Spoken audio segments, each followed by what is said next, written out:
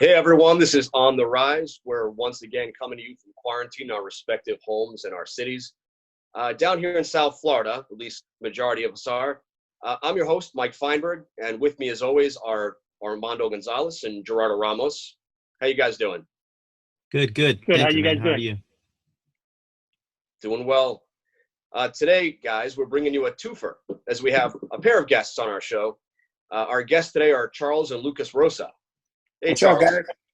How you going? How you doing? I'm good, man. Good. Good. Hey, Charles, what do you think about everything that's going on here with the coronavirus right now? Oh man, I mean, it definitely sucks. It's unfortunate what's going on. I'm supposed to be fighting in the UFC event in Oklahoma City and Las Vegas against Bryce Mitchell. It's a really big fight for me. So as far as I know right now, Dana White, just talked to him yesterday, said the fight's still on. So I'm still training. I'm still training daily. I'm using the same training partner, same coach for the last, couple weeks to try not to, spread this coronavirus thing like that and stuff like that. So we're definitely being cautious about the whole thing, but it's definitely throwing a wrench in everything. But the only thing that I'm more scared about than getting the coronavirus is going into a fight not ready. So you better believe that May 2nd, if the fight goes down, I'm going to be ready. So that's all I can do. Stay ready. Who you training with as far as your coaches? Mike Brown. So, Mike Brown's the main coach. I was training with Charles McCarthy daily up until about 2 weeks ago because the gym got shut down and stuff like that. So right now I'm just basically training with Mike Brown. And I got one training partner, Sabatello, and then I use my brother Lucas. We go to the beach and we wrestle pretty much. We go to a private beach we can go to, and it's just me and him. And he lives in my house anyway, so I'm like not in contact with too many people. Try to keep it as safe as possible. But yeah, I've been using Lucas, my buddy Danny Sabatello, and Mike Brown, and then I was using Charles McCarthy, but he kind of has his kids and stuff, so we kind of been keeping him a little bit out of the mix to keep him healthy and not bring too many people into it. All right, Lucas, how you doing? How's everything going with you? It's going well. Right now. It's just a little difficult. I had a good amount of momentum training, and the pandemic obviously has affected everyone. It's keeping you out of trouble, though, isn't it? Yeah, a little bit, I guess. Now, Lucas, I want to start with you. I know we have you. We had planned to have you on our fight card on April 25th, and obviously out here in Palm Beach on the RIZE card. And as you know, that card is going to be pushed back. I know Armando's working real hard here to find some makeup dates for that fight card again. Meanwhile, have you been able to train as you normally would for this situation with everything going on?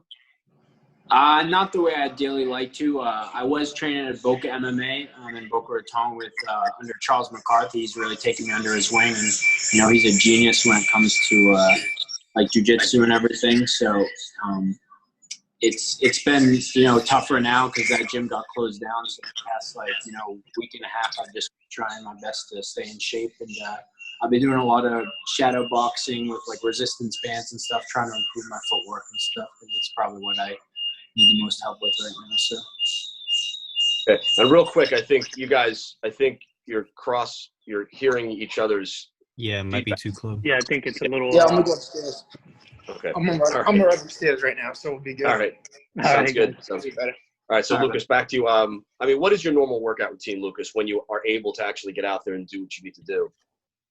So Charles McCarthy has me on a pretty strict training regimen, and I'm pretty good at conditioning, so I try to keep up with it. But typically, I try to do conditioning in the morning at 6 or 7 a.m. From there, he usually has me do a few private training where I get to at least help with or watch some higher level belts. Go through different techniques, and typically then I'll do a noon class of jiu-jitsu, and at night either do kickboxing. At Roger Carl's ATT gym on Sunrise, or I'll do a jiu-jitsu class with McCarthy. So right now it's mainly a lot of grappling, sort of. I have a real big focus on that right now under McCarthy. So. Okay. And so what we've been doing this all week long with different fighters that were planned to be on that card, and what we want is the fans to get to know you a little bit better. So why don't you tell us a little bit about what you do when you're not fighting and not training, and maybe even go into a little background about how you came to be a fighter, what you did to train to do that initially, and how it all started. Right. So I come from a really tough family. I'd say, initially just kind of I have an identical twin, so I used to just like wrestle around with him when I was little, and get And you beat got up the by my best older big brothers brother and stuff. in the business, right? Well, Yeah, yeah, there's no doubt, man. my I used to older make them brothers. fight each other.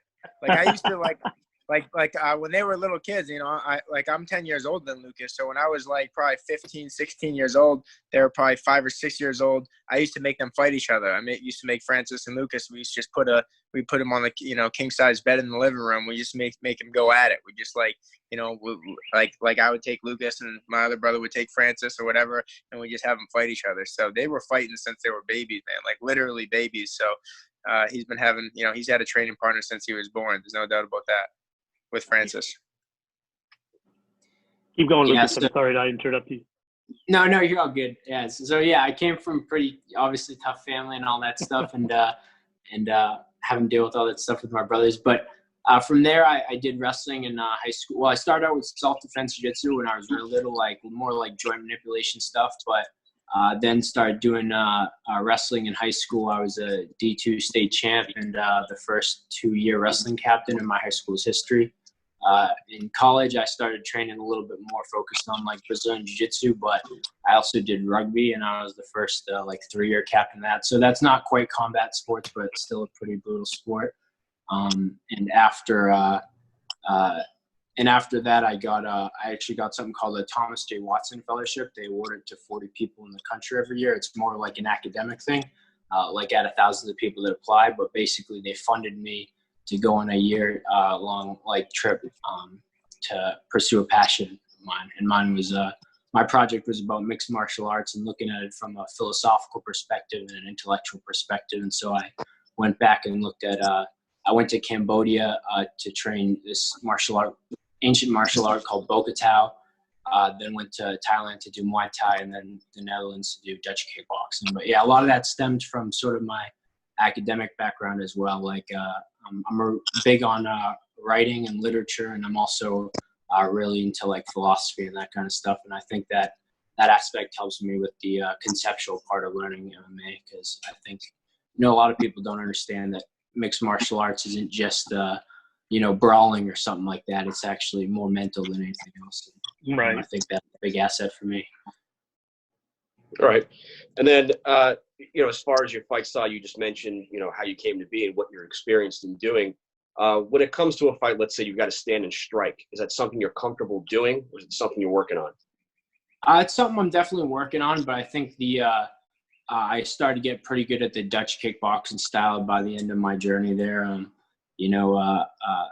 The way I did my whole, Watson Fellowship abroad was I kind of went through sort of the beginning of striking martial arts, and as I went to each different place, it kind of gave me a new skill to add to my striking style. And by the end, when I got to Dutch kickboxing, it really, I think, started to all come together. But I've been training a lot more with my footwork and stuff like that. My brother's definitely been helping me with that kind of stuff. But yeah, right now I'm a little more focused on grappling, but I'd say striking is, something I definitely need to keep working on, keep trying to learn stuff. Okay. Now, I'm going to come back to it in a little bit, but I don't want to ignore him. So I want to bring Charles back into the conversation for a little bit. Of course. So Charles, first of all, for those of you who may or may not know who Charles is, Charles Rosa is a veteran MMA fighter. He's been training for what now? Your 16th pro fight and your 7th with UFC. Is that right, Charles? Yep, that's right. Okay. And have you been getting anything resembling as a real workout with all the craziness? Yeah, like I said, man, I mean, my workout routine hasn't changed besides, not getting the difference of all the different looks of training partners, pretty much have to use the same training partner every day. But I mean, as far as the workouts, I mean, I'm still getting the work in, there's no doubt about that. And even if I wasn't able to do that, I still would just go Rocky style and just, Rocky 3 or 4 when he goes to Russia, and I have no problem running and shadow boxing to get in shape and, doing push-ups and sit-ups. I mean, you can get in good shape doing that stuff too. Obviously, if it's for a UFC fight, you want to be able to get the full in. But, I'm still getting in training daily. And, I feel like literally I'm in the best shape of my life. I mean, I'm really good shape right now, training hard. I've put an incredible amount of work in for this fight already, so I'm just going to keep the ball rolling. and hopefully it happens May 2nd because I'm gonna be ready. So. Yeah, that Rocky IV montage, that was actually a really good one. That's very memorable. Yeah. I can picture you. The other night. Put you right to that spot when you do that. Yeah. So, all right, so May 2nd looks like it's still possible. That's what Dana White is telling you. That's what you mentioned a couple of times now, right? They're not even hinting at the fact that might be delayed. No, they haven't said anything yet. They just, only thing I've heard is that it's on, maybe a change of location depending on what's going on with this virus thing. But as of right now, the fight's on. And I mean, that's what they're telling us. So they're telling us to stay ready. They're telling us it's going to happen. I think a big tell will be the April 18th, Khabib, Tony Ferguson. I'm sure everyone's been hearing about that, what's going on with that. But as of right now, that card's still on. So I think if that card happens, then it'll be very likely that my fight happens May 2nd. Okay, understood. And so you're facing Bryce Mitchell. You mentioned that a little while ago. So what do you know about Bryce and how you've been training specific to his fight style? Man, Bryce is like he's a super tough, talented kid, but I think he's running into a little bit too much too early in his career. He's 12-0. He's 3-0 in the UFC, coming off submission of the year. Definitely a worthy opponent, super tough. But, there's no doubt. I mean, he's run into he hasn't fought anyone like me. The only losses I've had are losses in the UFC were the top 10 guys, and they were all fighting nights. So, there's no doubt that I'm, worthy. There's no doubt that I'm one of the best fighters in the world, but he still has yet to prove that. So when he runs into me, we're going to show the world where I belong, and then hopefully I'll get a top 10 guy after that. All right, Charles, what do you feel is your toughest fight to date, and what do you think you've learned from it? It's crazy. This is the craziest thing that people don't understand about fighting, and I think it's kind of good since you guys run pro and amateur shows. My hardest fight aren't even fights I fought as pros. My hardest fights are fights I fought as an amateur fighter. So, there's a couple tough fights I had as an amateur. I fought this kid Chad Livingston, fought this kid Fernando Tovar. Both wars that I fought. Both wars that I fought as an amateur. But as far as in the professional, I'd say the toughest guy I've ever fought was Kyle Bochniak. I beat him in a unanimous decision. I really beat the bag out of the kid, but he just didn't quit. Hit him with everything I had, and I won a unanimous decision. But it was a super tough fight. I had a tough fight against Yair Rodriguez, a fight I thought I won in Mexico City. But man, every guy in the UFC is tough. There's no doubt about that. You don't get to that level and not be one of the toughest guys on the planet. And usually, when you're fighting in the UFC, you're literally fighting the toughest guy from that whole country, that entire state. You're not like. Every time you fight, it's like a title fight. It doesn't matter who it is. There's no easy fights in the UFC. But I definitely had some tough fights coming up through the amateur rankings too. I fought 20 amateur fights to get, before I fought my first pro fight. So a fight is a fight. That's one thing people don't understand. It's anytime you get in there and there's another person willing to throw down with you, is not the only difference is kind of like the skill level and the experience. But usually when you're fighting the guys that's experienced as skilled as you, so you just got to keep building up, and then the levels go up as you get better and get more wins. Dude, you took a lot of words right out of my mouth, man. And that's what I've been always saying about, the whole amateur pro thing, how amateurs are such in a hurry to turn pros, hey, let me get 5 fights, let me turn pro. And, amateurs getting titles at 2-0, and not really being out there fighting the best of the best. And when they get to the pro world, then you fight somebody that's a real pro and that's a real fighter, and then you get your ass beat, and now you got a blemish on your record. So amateurs don't be in a hurry to turn pro. Yeah, I agree with that. Now, guys, I want to turn you both over to Gerardo, because I know he probably has a few questions for you both as well. Gerardo? Yeah, thank you, man. Hey, Lucas, I wanted to ask you a question about the mixed martial arts and philosophical perspective. What's the biggest lesson you took from that? Or what did you take away the most from that time? I would say, honestly, like, my biggest lesson is just sort of exercising a kind of like Socratic wisdom and just being willing to take on different new ideas and from all different kinds of martial arts. Because I think a lot of people, like, even when you talk to different styles of MMA, they all think their style is the best, or they think this move is the only way it can work and that kind of thing. But I try to be a little more open-minded and tolerant, and try to take in as many information as you can from anybody, even if you think, oh, this guy sucks maybe, or he doesn't know what he's talking about this technique. He can teach you something no matter what it is, even if it's just a different way to stretch or something like that. So one of the biggest things I learned was just to be open-minded and, you know, really look at martial arts as a pursuit of knowledge as much as anything else. And I think when you look at it like that, and that's something that I learned from my brother, when you look at it like that, you can really learn a lot more, and it only makes you better, you know. Do you think you've been able to implement that now that you've been training?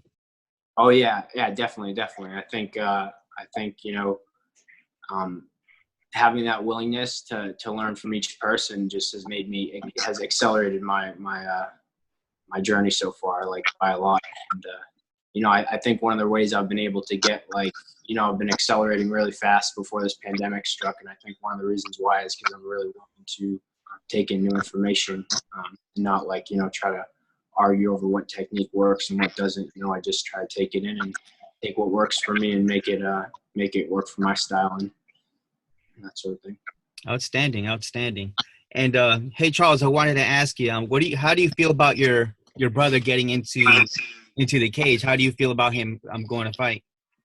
Yeah, man, I think it's definitely tough. I mean, to watch anybody. I mean, even when my friends fight, it's like sometimes it's even harder for me to watch, like, some of my good friends fight than myself. I mean, when I go in there, at least I can control it. So it's definitely something that's going to be tough for me. But I mean, I just want my brother to be able to pursue his dreams, and whatever his dreams are and what he wants to do, I'm going to help him and support him doing what he needs to do. So I mean, that's my focus and my goal. If he tells me that's what he wants to do, and if he tells me he wants to do something else, I mean, I'm cool with that. But I mean, you know, this is I mean, they call this the hurt business for a reason. It's a really tough sport. I mean, he's a tough kid, so I know he can do it. But you know, I helped raise the kid, so I know how tough he is, and I know he has what it takes. And I mean, I'd be honest enough to tell him if I think he didn't. But like I said, I mean, it's a hard sport. He sees me come home from training every day, and he's like, man, I'm so sore. And he's like, dude, will you shut up? You know, I'm hungry because I'm cutting weight in my fight and stuff. And he's always like, I know you're hungry, I know you're sore, but I mean, this is part of what, you know, what you go through as a fighter. But I mean, it's what I love to do, and it's what he says he loves to do. So we're just gonna keep chasing it and keep the dream alive and keep the ball rolling. Absolutely. Is there anything that you learned from his trip overseas? Is there something you took from his knowledge? Yeah, for sure, man. I was actually able to visit him in every place he went. I mean, I went to Cambodia. I set him up with the gym in Thailand, the gym that I actually went to the Thailand gym before. So, like, I found the best gym in Thailand. I went there before he ever went there, and I set him up with the coaches and the people there. So they went there and took a little bit good care of him. And then at Rawai Muay Thai in Phuket, Thailand. And then after that, I set him up with my Dutch kickboxing coach at Kyoko and Kyoko gym in Friesland in Holland. So one of my Dutch kickboxing coaches I used in my first UFC fight, my second UFC fight.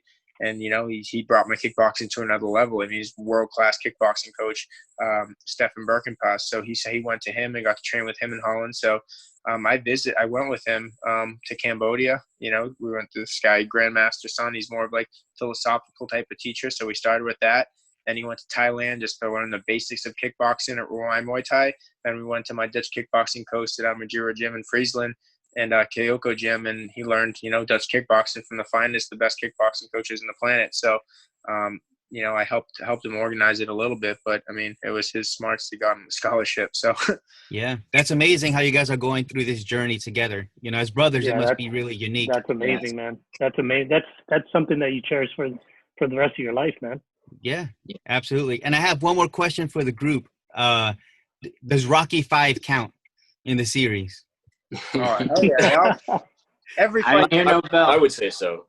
Yeah, I would say all of them do, as far as I'm concerned. Same here. I mean, like, when I tell people my record and they're like, "Oh, how many fights do you have?" I mean, I don't count my street fights, but I'll tell you what, like, some of those street fights were harder than some of the fights I had in the cage. You know, and you sometimes got to fight two guys. You know, so it's tough. But yeah, definitely those fights count. Cool. Well, that's all the questions I have for both of you guys, and I wish both of you guys the best. Of course. I appreciate you guys. Yep. Yeah, guys, you know, it's been great talking to you both. You know, we definitely appreciate your time. And, you know, Lucas, please bear with us with the date of the fight. Obviously, we're trying to work through that. I know Armando is doing what he can to secure several backup dates to make the event happen as soon as possible. Now, before I let you go, I know Armando would like to say a few more things, so I'll definitely turn this over to him. But again, it was a pleasure speaking with both you guys. And Charles, good luck on May 2nd. I really hope that date sticks.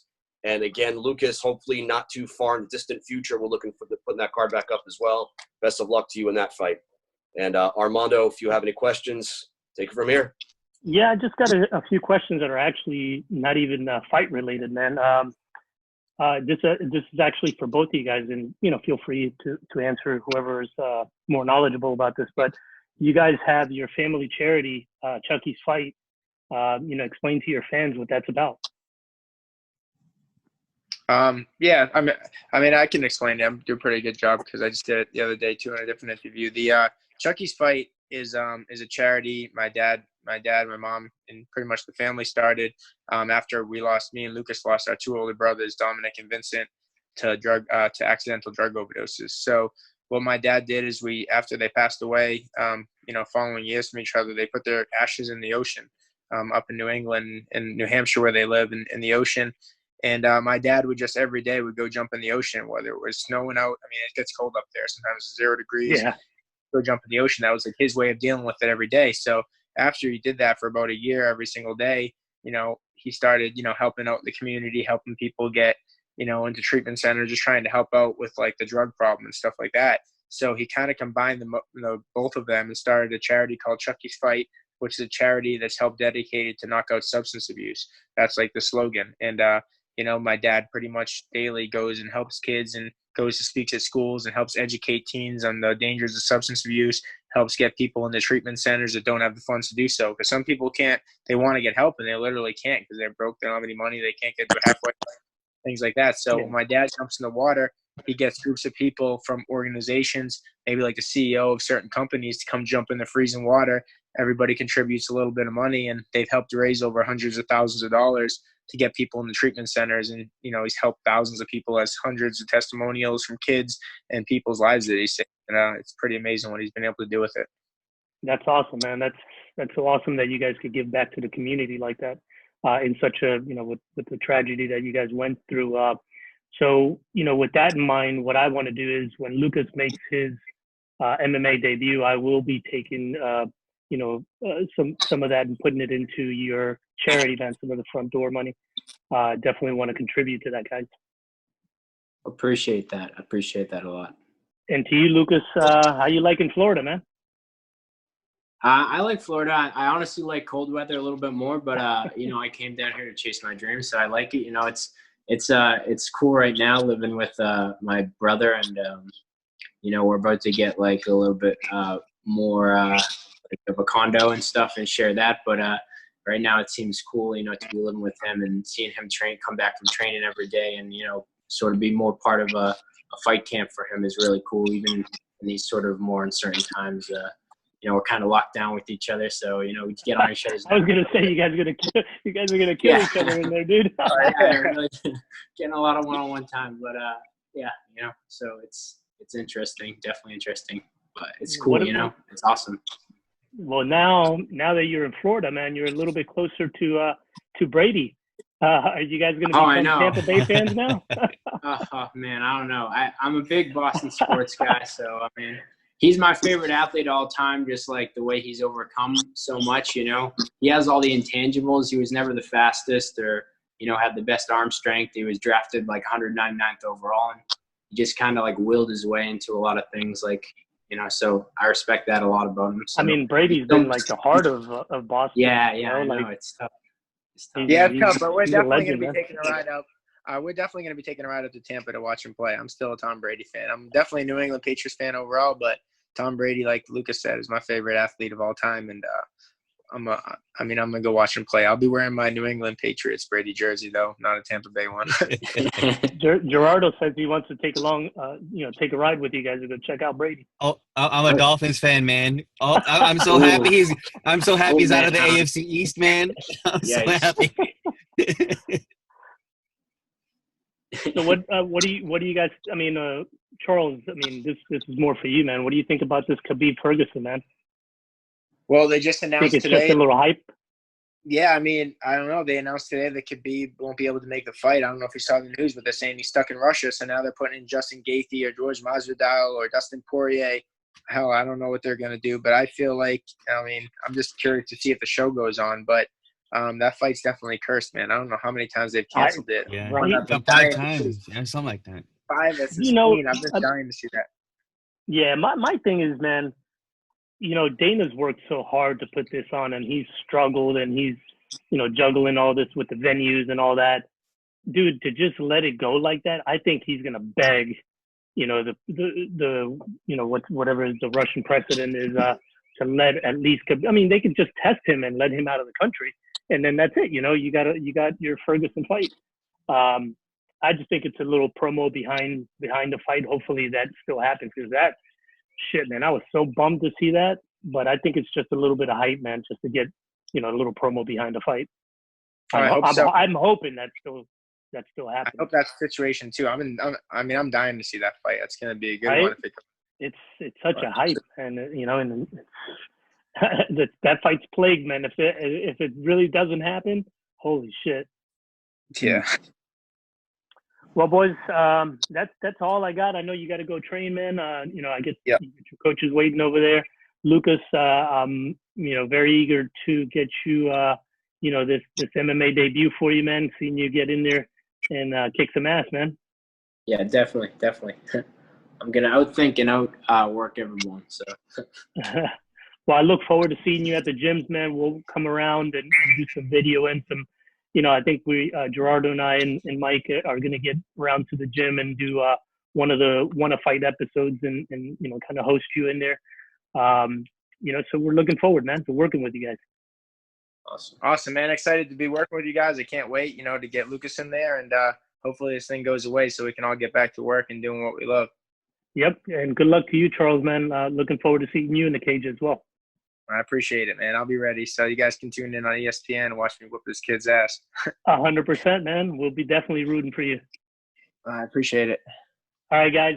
Good luck again with everything. Stay safe out there and healthy, and we'll see you guys soon. All right, later, guys. Thanks. Yeah. Have a good day. All right, take care, guys. All right, Mike, again, Gerardo. Again, that was on the Rise. We appreciate everyone tuning in. Again, with us as always, Armando Gonzalez, Gerardo Ramos. We appreciate you watching. Look out for these fighters. They're coming up and they're coming strong. Take care, everyone.